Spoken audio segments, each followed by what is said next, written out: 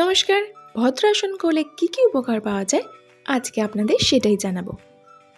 আসনটির নিয়মিত অভ্যাসে নিতম্বের জয়েন্ট খোলে এবং উড়ু কুঁচকি পেলভিক অঞ্চলের পেশিগুলো শক্তিশালী ও নমনীয় করে তোলে। তলপেটের রক্ত সঞ্চালন বাড়ায়, যা কোষ্ঠকাঠিন্য, অ্যাসিডিটি এবং হজমের সমস্যা দূর করতে সাহায্য করে। এটি নারীদের অনিয়মিত মাসিক, ঋতুস্রাবকালীন বেদনা এবং লিউকোরিয়া নিরাময়েও কাজ করে।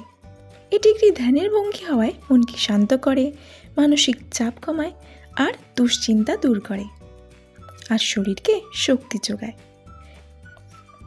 এই আসনটি নিয়মিত অনুশীলন করলে মেরুদণ্ড সোজা থাকে এবং বসার ভঙ্গি উন্নত হয়, যা দীর্ঘক্ষণ বসে কাজ করা ব্যক্তিদের জন্য খুবই উপকারী।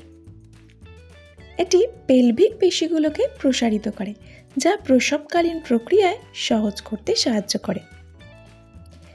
যোগশাস্ত্র মতে এটি মূলাধার বা মূলধারা চক্র সক্রিয় করতে সাহায্য করে, যা শরীরে স্থায়িত্ব ও আত্মবিশ্বাস বাড়ায়।